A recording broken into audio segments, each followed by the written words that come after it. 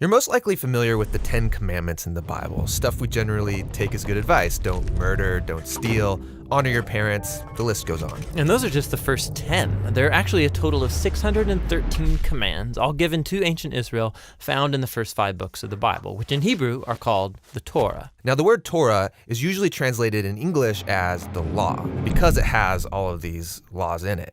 And as you read through them, you wonder, am I supposed to obey some of these, all of these? I mean, what's the purpose of the law? Well, that translation is kind of confusing because while the Torah has laws in it, the book itself is fundamentally a story about how God is creating new kinds of people who are fully able to love God and love others. And when Jesus taught about the Torah, he said that he was bringing that story to its fulfillment.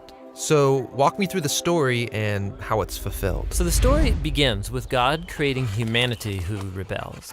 And God chooses Abraham to bless all of the nations through his family, who end up in slavery down in Egypt, and so God rescues them.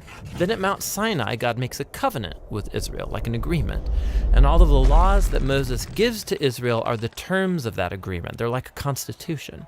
And so some of the laws, they're about rituals and customs that set Israel apart from the nations. Other laws are about social justice or morality. And by following these, Israel would show the other nations what God is like.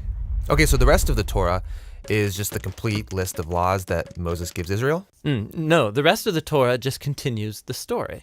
And the 613 commands are only a selection from that original constitution. And even these have been broken up and placed at strategic points within the story. Now pay attention, because you'll see a really clear pattern. Moses gives the first laws to Israel. Yeah, don't worship other gods, don't make idols. And then right after that, there's a story of Israel breaking those very laws. Yeah, they worship the golden calf. And so Moses gives some more laws, and then you get more stories of rebellion. Some more laws, rebellion again, some more laws, more rebellion, and you start to see the point. Right, no matter how many laws, they're just gonna continue to rebel. So at the conclusion of the Torah's story, Moses gives this final speech to Israel as they prepare to go into their new home. And he tells them, you guys, I know that you're not going to follow all of God's laws. You've proven to me that you're incapable. And Moses says the problem is that their hearts are hard and that they're going to need new, transformed hearts if they're ever going to truly follow God's law. And he was right. I mean, the story goes on to recount Israel's total failure. They go into the land, they break all the laws. Right. Now, the next section of books in the Jewish tradition are the 15 books of the prophets, and they reflect back on the story. For example, Ezekiel, he said that if Israel was ever going to obey the law, God's Spirit would have to transform their hard hearts into soft hearts. And Jeremiah said that's when obedience to God's commands wouldn't feel like a duty, but they would be written deep in their hearts. And Isaiah, he promised a future leader, Israel's Messiah, who will lead all of the people in obedience to the law. Now, in Jewish tradition, all of these books together are called the prophets, even the historical books, because they're continuing the story told from the perspective of the prophets. Okay, so we have the law and the prophets, and they're telling one connected story about God's desire to bless the whole world through a people, Israel, who it turns out needs a new heart. Yes, and Jesus saw himself as continuing that story. So he agreed with the law and the prophets when he taught that it's out of the human heart that come the most ugly parts of human nature. It's like the default setting of our hearts is opposed to God's law. But Jesus also said that he came to solve that problem, and in his words, to fulfill the law. So what does he mean there, to fulfill the law? Well, first he said that the demand of all of the laws in the Torah could be fulfilled by what he called the Great Command, that we are to love God and to love others. So that seems pretty easy. I mean, we all want to love. Well, we think we want to love. But Jesus showed how love is far more demanding than we realize. So he quotes the law, do not murder. And he says, yes, not killing someone is a very loving thing to do.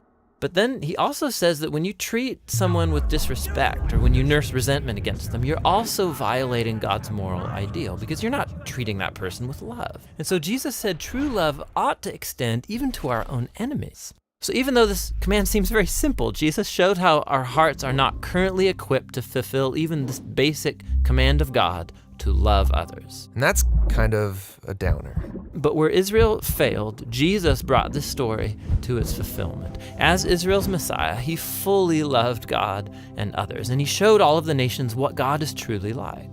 He did this through his acts of compassion and mercy, and ultimately by loving his enemies even unto death.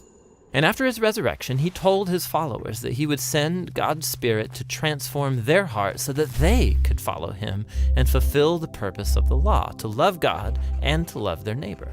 So this fulfills the story of the law and the prophets, or in the words of the Apostle Paul, the one who loves fulfills the law. This video was made possible by over 1,300 people who chipped in, and most of those are monthly givers to the Bible Project. Thank you guys so much. We make a lot of videos like this one that trace a biblical theme from the beginning to the end of Scripture. We're also making videos about every book of the Bible, helping you learn about its design and overall message. We're committed to keeping these videos free, and we're able to do that because of your support. If you want to see more videos or other resources we have, go to jointhebibleproject.com.